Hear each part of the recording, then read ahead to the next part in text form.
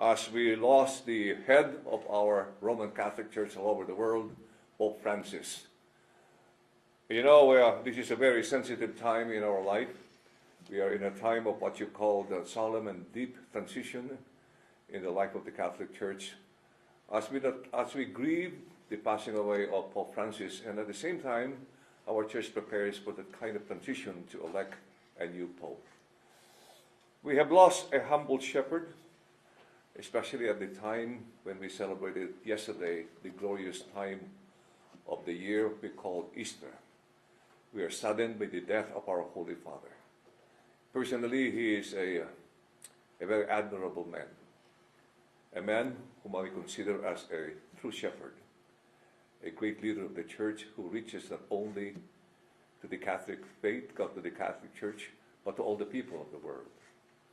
There are so many things that I remember very vividly about our Holy Father, certain quotes that really have been inscribed in my mind and in my heart. As a true leader, he has that heart of simplicity and humility. In so many ways, he touched many people's lives because of that virtue. He was able to reach out to all the sectors of the community as well as to all government leaders, whether church or civic leaders. You cannot help but admire this wonderful man. And something that I would remember vividly is when he told priests and pastors, you have to have the smell of the sheep. At first I took it literally. That sounds not good. Until he meant that your life as church leaders should be with the people. So much so that you smell like them. You are the shepherd, and the people you serve are the flock. And the more time you spend with them, you smell like them. This holy man has tremendous words of wisdom, a man of virtue. And he advocated to the dignity of every person, from the moment of birth to natural death. He has a special love for the creation that God has given us. So he encouraged us to love the environment, preserve and protect the world. It's a great love for every people. You know what's very admirable and touching for this man? It's like last Sunday, after being so sick for how many weeks and almost died because of double pneumonia. His last act as a shepherd, as a pope, is being with the people he loves and serves with so much joy.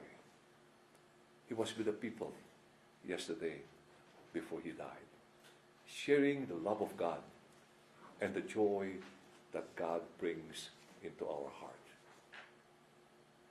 I hope that we can remember this wonderful man in a special way. A man who believes that the love of God is for everyone, that there is dignity in every person, whether you're rich or poor. God's mercy is abounding. God never gets tired of forgiving us. It is us who gets tired asking God for mercy. I hope that you join the Catholic Church in praying for our Holy Father, Pope Francis.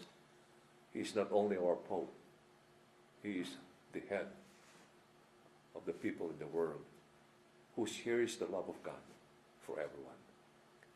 Thank you for joining us during this time of grief, and I hope that our community can get together. We start tomorrow, on Tuesday at 5:15 at the Cathedral of the Magdalene. We're going to have a memorial mass in honor of our Holy Father. Thank you for taking the time to be with us during this time of grief. Bishop Solis, could you speak specifically to the effect that Pope Francis had on the Catholics and the people living in Utah? Thank you, Bob Evans, for your question. Our Holy Father is always a love for everybody, And in a particular way, I remember in 2020 during our ad limina visit, when it's my turn in order to present myself as the Bishop of the Diocese of Salt Lake City. And I told the Holy Father, I'm Bishop Oscar Solis from the Diocese of Salt Lake City. Where? I said, in Utah. He said, he paused for a moment and said, the Mormons, our friends, Mormons. You know, he has that mind and awareness of who we are and the people we serve. And so a lot of people have been close to our Holy Father. In fact, a lot of delegations from our Church of Jesus Christ of the Latter-day Saints. Not only the President Nelson, and other quorum of the 12 who came to pay him visit during the dedication of the temple in Rome. And as well as government leaders who ask information and help how they can be able to visit the Holy Father. And the delegation of the former Bishop Herbert was able to have the privilege to meet our Holy Father. The openness of our Holy Father to meet every people, irrespective of who you are, what faith denominations you belong to, there was an open door to our Holy Father to meet the people he loves. Have you heard from leaders of other faiths, government leaders at all today? Yes. Early this morning, we were able to receive some message of condolences from the presidency of the Church of Jesus Christ of Latter-day Saints and some other faith leaders. And right now, I haven't gone through all those messages that we had during this time. But we have been receiving already as early as 7 o'clock in the morning, you know, some wonderful words of comfort, symphonies, and most of all, prayers for our Holy Father and for all our Catholic faith community here in the Diocese of Salt Lake City. Other than the Masses taking place tomorrow, are there any other specific events or activities taking place in honor of Pope Francis this week? Yes, thank you for your question. Well, you know, when the Pope dies, we have what you call 9 days of prayer and vigil. So during those 9 days, there are a lot of schedule of prayers, masses, vigils, you know, in various churches throughout the world, in all Catholic parishes, and even in Catholic schools. So this will be a prayer of a vigil, a time of vigil, a prayer vigil for our Holy Father. Yeah. Do you plan to go to Rome for the funeral? I don't think I will be able to leave for the funeral of our Holy Father. Nevertheless, some of our representatives of the Bishops' Conference of the United States will definitely be there to attend the funeral of our Holy Father. Could you describe to us the conclave that will follow and the selection of the new Pope? In the tradition of our Catholic Church, after the death of our Holy Father, within 2 weeks, the College of Cardinals, whose prime responsibility is to elect the Holy Father, or the Pope, will convene in a place what you call a Sistine Chapel. So they will gather there. Those cardinals who are below 80 years old, and that means those cardinals who have the voting rights, they will convene and elect our Holy Father. And hopefully within 9 to 20 days, or at least 2 weeks, the Holy Father will be elected. Yeah. And what are some of the qualities that a man would have to be elevated to the office of Pope? Basically, any cardinal among those cardinal elect will be able to be will be potential candidates for election to be the next Pope or Holy Father. And we have the same. I would say they have a common denominator, a DNA for all cardinals and bishops. Our life is given for the total service and dedication to God and to the people of God.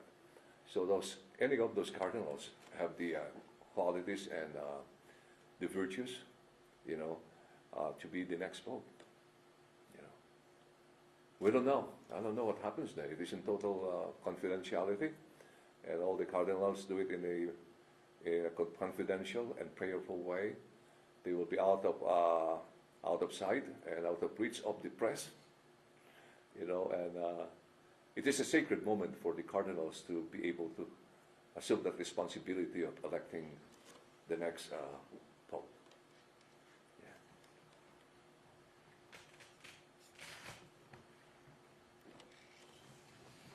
Well, thank you so much for being here. I appreciate it. Thank you. Amen. Please join us in prayer as well.